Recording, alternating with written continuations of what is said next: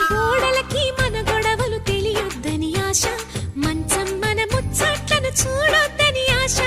పడకింట్లో పెనవేతలు ఆవాలని ఆశ, డాబాపై దోబూచులు ఆడాలని ఆశ. వెన్నెల్లో తడిశాక వెచ్చంగా మరిగాక, గుణకారం చేశాక ఘనకార్యం జరిగాక, మరి కాస్త అడిగాక అడిగాక చెప్పు ఆశ ఆశ ఆశ దోష తీర్చే ఆశ.